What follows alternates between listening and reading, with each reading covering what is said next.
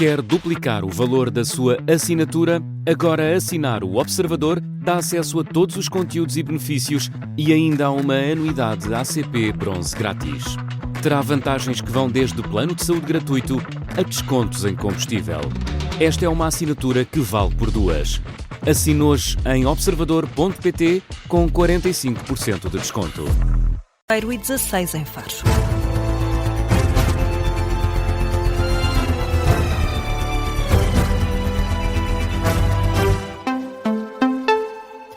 Jornal das 8, com a edição de José Rafael Lopes e José. A Madeira respira de alívio. O fogo de artifício, que é o ponto alto da passagem de ano, mantém-se à meia-noite de amanhã. O aviso do Instituto Português do Mar e da Atmosfera para o mau tempo está em vigor só a partir das 3 da manhã de dia 1. Anúncio feito na última hora pelo Presidente do Governo Regional, Miguel Albuquerque, que quer descansar a população e também os turistas. Vamos encarar as coisas com normalidade e com segurança e com tranquilidade. Não há nenhum problema neste momento para a realização da festa e do fogo do fim do ano. Se houvesse, como estava previsto, o aviso laranja à meia-noite, o que nós íamos fazer era antecipar o fogo para as 8 horas. Felizmente isso não vai acontecer. O Presidente do Governo Regional da Madeira deixa sempre a ressalva de que as autoridades estão atentas às previsões do IPMA. O arquipélago da Madeira vai estar sob aviso laranja, o segundo mais grave, mas só a partir das 3 da manhã de dia 1. Por isso, o fogo de artifício, para entrar em 2026, mantém-se à meia-noite de 31 para dia 1. Na saúde, os doentes urgentes estão a esperar mais de 7 horas para serem atendidos na urgência do Amadora Sintra, mas o diretor executivo do Serviço Nacional de Saúde rejeita um cenário de caos nas urgências. Álvaro Santos Almeida diz que a média nacional é de 1 hora e 20 minutos e que o caso do Hospital Amadora Sintra não é espelho do resto do país. Esse problema no Hospital Fernando da Fonseca é um problema que nos mantém acordados muito tempo, mantém a nós, direção executiva da CNS, muito ativos para tentar resolver, mas não pode ser confundido com a situação geral do SNS. Uma coisa são os problemas do Hospital Fernando da Fonseca, que são importantes, que são sérios, que têm tempos de resposta exagerados. Outra coisa é a norma do SNS.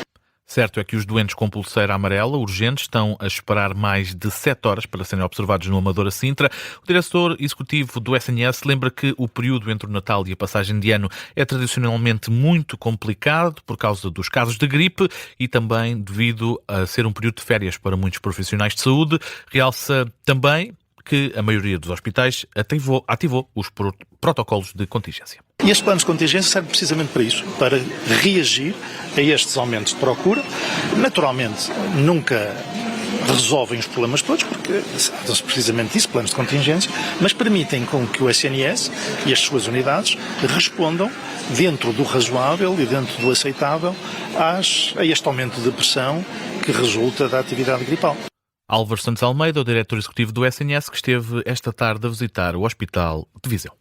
António José Seguro garante que não contactou nenhuma candidatura mais à esquerda, diretamente, para desistir da corrida presidencial. Foi depois do apelo feito pelo secretário-geral do Partido Socialista, José Luís Carneiro, para que outros candidatos desistam a favor de Seguro, no caso Catarina Martins, António Filipe e Jorge Pinto. O candidato apoiado pelo PS, António José Seguro, vê esse pedido como algo natural. É um apelo normal, é um apelo natural, porque há um facto incontornável. Só a minha candidatura pode estar na segunda volta. E como só passam 2, eu penso que é desejável, até para o país, que exista um candidato oriundo da esquerda e do centro-esquerda e um candidato oriundo da direita. E não um candidato da extrema-direita e um candidato da direita que cada vez se tem aproximado mais da extrema-direita. António José Seguro diz que ele, diretamente, também não contactou nenhuma candidatura para desistir, nem em público, nem em privado. São declarações numa ação de pré-campanha em Vila Franca de Xira.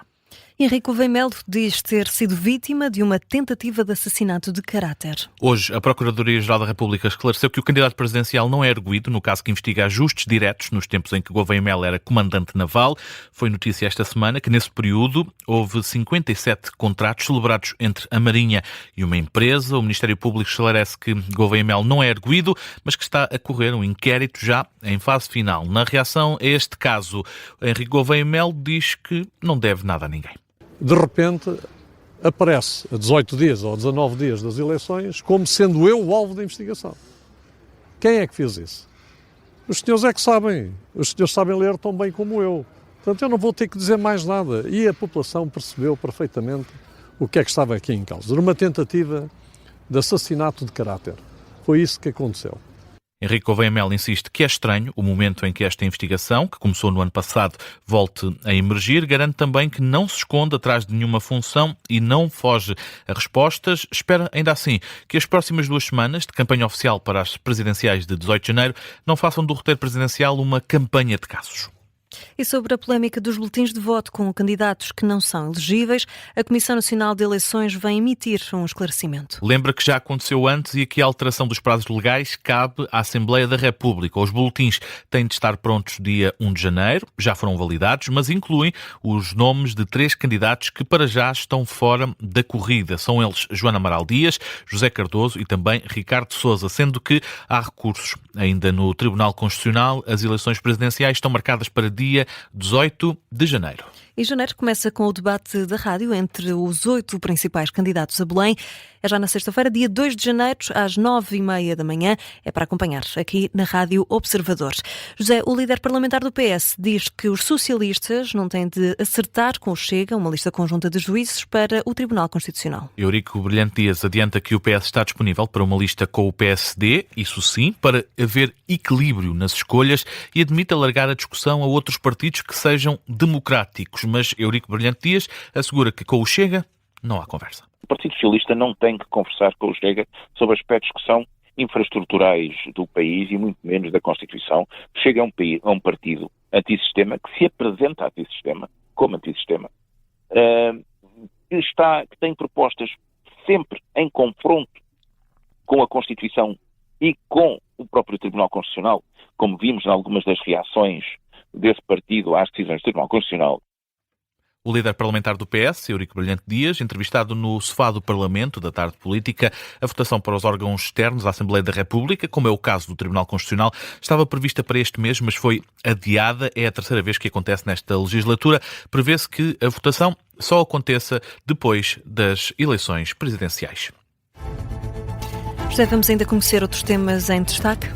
A AENA Aeroportos desmente o que considera serem afirmações irrealistas do sindicato da PSP sobre a alegada falta de condições do aeroporto de Lisboa.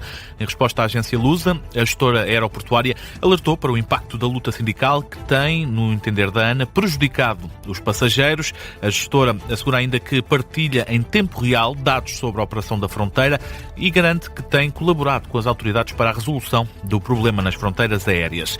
A reação da ANA acontece depois do presidente da Associação Sindical dos Profissionais da Polícia ter acusado a ANA de não ter criado condições para um fluxo de passageiros que já sabia que iria ter devido à passagem de ano e também devido ao Natal. A Faculdade de Medicina da Universidade do Porto levantou hoje a suspensão provisória de um professor acusado de assédio. O caso é de outubro. Alunas denunciaram o docente de as ter importunado nas redes sociais. O diretor da faculdade, Altarmiro da Costa Pereira, diz à agência Lusa que a jurista da reitoria que fez o inquérito concluiu pelo arquivamento. O Benfica anunciou a contratação de Sidney Cabral. O lateral direito chega ao Estádio da Luz vindo do Estrela da Amadora. O jogador cabo-verdiano assinou um contrato de 5 temporadas, vai ficar na Luz até 2030. Um negócio entre os dois clubes ficou fechado na casa dos 6 milhões de euros. José Rafael Lopes com o Jornal das 8.